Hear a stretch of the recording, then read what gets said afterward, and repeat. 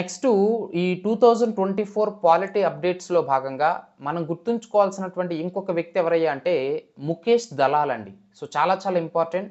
ఎవరి ముఖేష్ దలాల్ అంటే 2024లో జరిగినటువంటి 18థ్ లోక్‌సభ ఎలక్షన్స్‌లో సూరత్ కాన్స్టిట్యుయెన్సీ నుంచి అంటే గుజరాత్‌లో ఉన్నటువంటి సూరత్ నియోజకవర్గం నుంచి ఏకగ్రీవంగా ఎన్నికైనటువంటి ఎంపీ ఎవరయ్యా అంటే ఈ యొక్క ముఖేష్ దలాల్ అండి. సో, చాలా చాలా ఇంపార్టెంట్ అయినటువంటి అంశం.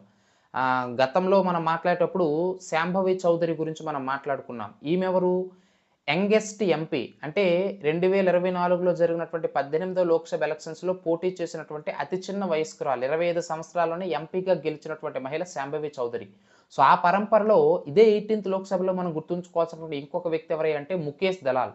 ఈయనెవరయ్యా అంటే సో, ఈయనకి పోటీ లేదు. ఈయనొక్కడు మాత్రమే కంటెస్ట్ చేశాడు. ఈయన ఒక్కడు మాత్రమే పోటీ చేశాడు సూరత్ కాన్స్టిట్యుయెన్సీ నుంచి.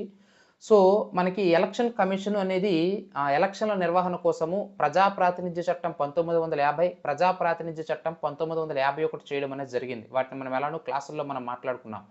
అయితే ఆ ప్రజా ప్రాతినిధ్య చట్టం 1951లో సెక్షన్ 53 ఆఫ్ 3 ఉంటుందండి. ఈ సెక్షన్ 53 ఆఫ్ 3 ప్రకారము రిటర్నింగ్ ఆఫీసర్ ఎవరైతే ఉంటారో, రిటర్నింగ్ అధికారి ఎవరైతే ఉంటారో ఆయనకి ఒక రైట్ ఇవ్వడం అనేది జరిగింది. ఆయనకి ఒక అధికారం ఇవ్వడం అనేది జరిగింది. ఏమిటంటే ఒక నియోజకవర్గానికి పోటీ చేసేటటువంటి అభ్యర్థి గనుక పోటీ లేకపోతే అంటే కేవలం ఒక్క వ్యక్తి మాత్రమే పోటీ చేస్తే, అలాంటి వ్యక్తుల్ని ఏకగ్రీవంగా నేరుగా గెలిచినట్టుగా ప్రకటించేటటువంటి అధికారము ఆర్‌ఓకి ఉంటుందండి. రిటర్నింగ్ ఆఫీసర్‌కి ఉంటుంది.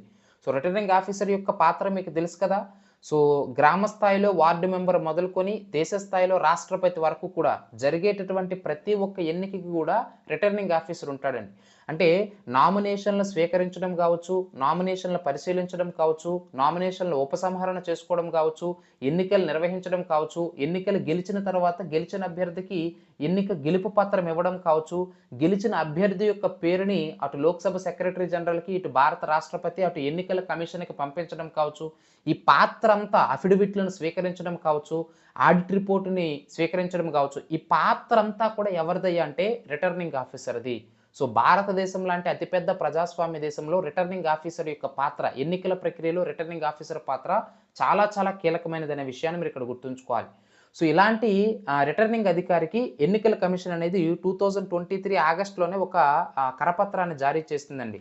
ఆ కరపత్రంలో ఏం పేర్కొందంటే, ఎటువంటి పోటీ లేకపోతే అంటే ఒక నియోజకవర్గంలో ఒక అభ్యర్థికి కేవలం ఒక అభ్యర్థి మాత్రమే పోటీ చేస్తే, మిగతా ఎవరు కూడా పోటీ లేకపోతే, ఆ కంటెస్ట్ చేసిన ఒకే అభ్యర్థిని ఎటువంటి ఎన్నిక లేకుండా, ఎలాంటి ఎలక్షన్ లేకుండా నేరుగా అదే అభ్యర్థిని ఏకగ్రీవంగా ఎన్నికైన